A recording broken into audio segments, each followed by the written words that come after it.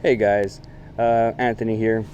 I just wanted to make a short video real quick, just showing you what we're at, my wife and I are at with the van life. And also I wanted to talk to you guys just a little bit about just everything that we encountered so far, problem-wise, and what to look for when purchasing a van, and stuff that might happen or may happen just depending on where you're at and what city you live in, to you guys, and just something that you can be aware of before purchasing a van, or maybe even being aware of while you're building a van. So the truck that we got is a 2001 Chevy 3500 Eco truck.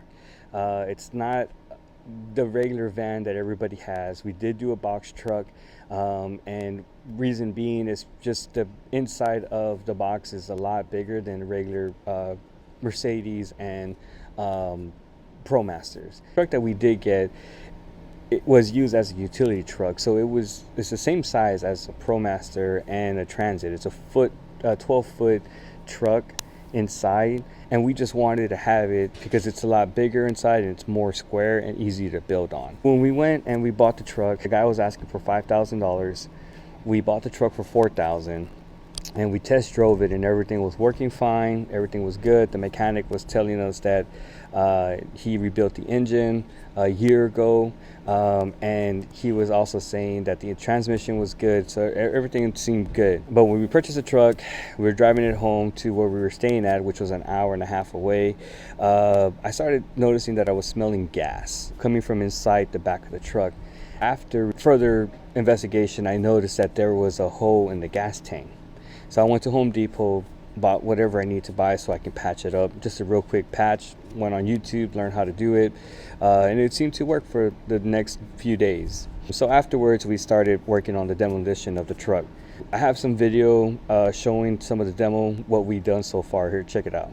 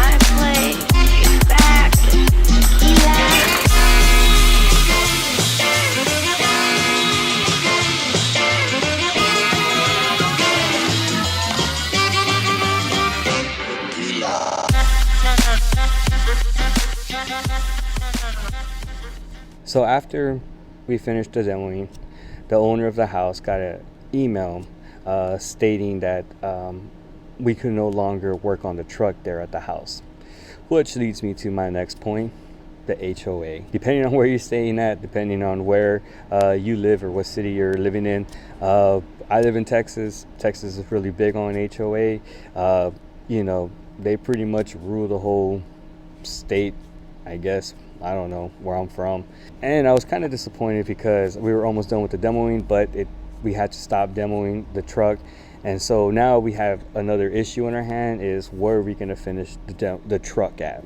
So my wife and I decided to move to another city, and go to my parents' property, so we can do the demoing. Plus I have more power tools at my parents' house, and I have help there as well from my brothers who know construction, who know how to build houses, who've done it before.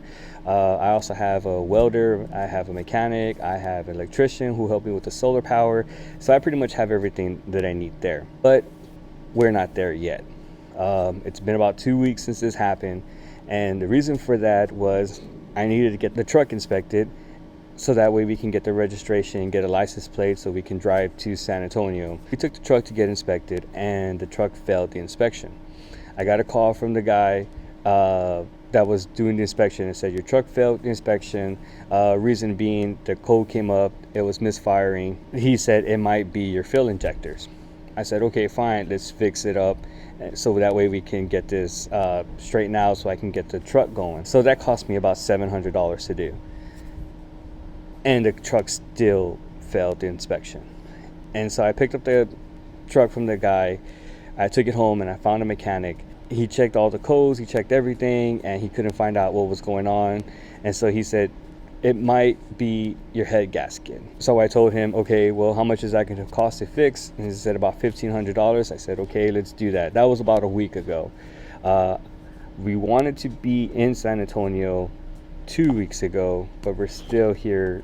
One thing that I wanted to talk to you guys was, when purchasing a truck, a lot of people have a bunch of questions of what to look for, what kind of truck you should get, and of course it's all, for your own preference of what you want.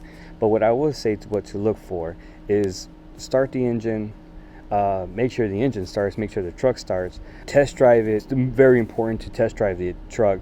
But things that to look for that I've learned was, look at the exhaust pipe.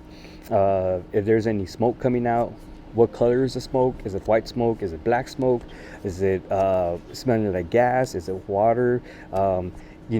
Check the radiator. That's a huge thing. Check the radiator. If you check the radiator and there's oil in the radiator, that means your head gasket has gone out and your engine is bad. A lot of box trucks, Cadillac converters get stolen, and so those do cost a lot of money, especially where I'm at. I got a quote one time, it was like $1,500 just to replace it. My suggestion is to educate yourself, almost become like a small mechanic, I guess. Check how to tell if the engine is bad, what are some of the symptoms or the signs to show that the engine is bad, how to check to see if a muffler is bad. If you turn on the car and it sounds really deep, there's probably a hole in the muffler.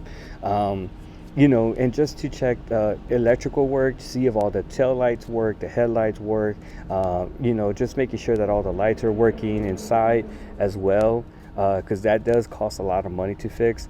But also, you just want to make sure that you are a little bit educated, and I'm not saying being a full-blown mechanic, but a little bit educated in what you're looking for, so that way you're not spending a lot of money. I know a lot of people are doing ProMasters and Mercedes, and I know that those can add up to do repairs, and so that's why we wanted to do a Chevy, is because we didn't want to spend a lot of money on a mechanic. I did tell my wife, if something was to happen to the truck, I wanted to put more money under the hood and under the transmission, because at least I know now that I repaired it and that I wouldn't have to mess with it for another few years, knowing that everything is brand new pretty much. We are going to pick up the truck tomorrow, hopefully, from what the mechanic is saying.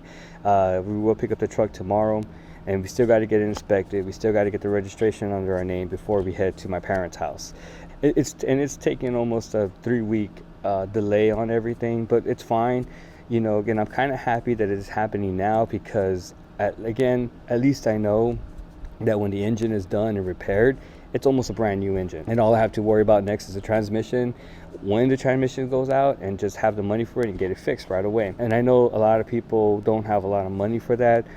Fortunately, my wife and I have been saving up money for this during the whole pandemic. We saved a bunch of money, so that way we can, for the future, we never knew what was going to happen. But I think a lot of things have been working out for the best, especially with it breaking down. A lot of people would see that as getting a bad deal or whatnot. I don't. I know that this truck is a good truck. Even with the engine being bad, it still drove very smooth and very, very well. I'm excited to do this. We're excited to do this. My wife, we also have our dog Samson. This isn't a video to do the introductions of who we are. Just wanted to make a short video for you guys. A lot of people have a lot of questions regarding where to start, how am I going to start, what to look for on the cars, especially if you're buying an older car. If if it's a Mercedes and if it's a ProMaster, you got to take it to the dealership. There's no two ways about that. But if not, if you're buying a Ford, if you're buying a Chevy, if you're buying something, honestly, the best way to do it is, educate yourself. Find out what causes the engine to go bad or what to look for. When you go and you look at the truck, don't be afraid to almost take the car apart. Ask questions. Diagnose it yourself as much as you can. Again, mechanical issues, check that. Reverse lights, tail lights, headlights, anything the blinkers, everything that has to do with the mechanical issues. Test drive it. Does it drive smooth? Does it when you press on the gas, does it hesitate a little bit? Does it make any funny sounds? Check the engine, open the hood. Is the engine making a tapping sound? Again, those are all things that to look for. Check the cab, the box area. Is a box leaking? Ask them if the box is leaking. Ask the person, hey, what are some of the issues that are going on? I checked out 3 boxes or 3 trucks, and I've asked what are some of the known damages. If this car ever in an accident? Is there any mechanical issues that you know of that are wrong? Have this truck had an engine swap or replace? Especially with the box truck that we got, has our Cadillac converter been missing, or is it missing? Turn it on. Does it sound loud? If it's loud, there might be a hole in the muffler. And those are easy to fix. Just take it to a welder. They'll be able to weld it for you. There's a lot of stuff just to look for. And I know a lot of people don't want to do that, but again, if you have the money to replace it, or if you have the money to spend to replace it, that's fine. But especially if you get it from Craigslist, you get it from Facebook, you never know what you're really going to get. If you get it from a dealership as well, you honestly don't even know what you're going to get either. And then if you buy it as is, you're stuck with it. So hopefully this week we'll have the truck. I will start making more videos as we go, and I'm just going to be truthful as much as I can. I'm not going to hide anything. I'm not going to say, oh, this is wonderful, when it's really not. Or I'm not going to say, oh my God, this is the best thing of my life, and if it's not, I'm going to be honest with you guys and say it's not, and I'll give reasons why. But so far, we're excited to do it. Yeah, we may have a little delay, but it's not anything that we cannot take care of. Again, we were saving money up for this. This is something that's going to help us in the long run, just because we know, at least now we know that the engine has been replaced. And so and again, transmission is going to go out eventually, and you gotta tell yourself, that's one thing, is not if it's going to go out, it's just a matter of time when it goes out. So save your money up for that. If you have $4,000 or $5,000 to start with, fine, but start saving that money and try to replace that $4,000 or $5,000, because eventually you're going to need it again to put back into that van. All right, guys, well, that's it for now. I'll let you guys know what happens in the future. I'll be recording some more videos for you guys, some more of the demolition. So guys, if you guys want to follow along, just subscribe and ring the bell, I guess. I don't know. I'll get better at it, guys, for sure. So have a good one, guys.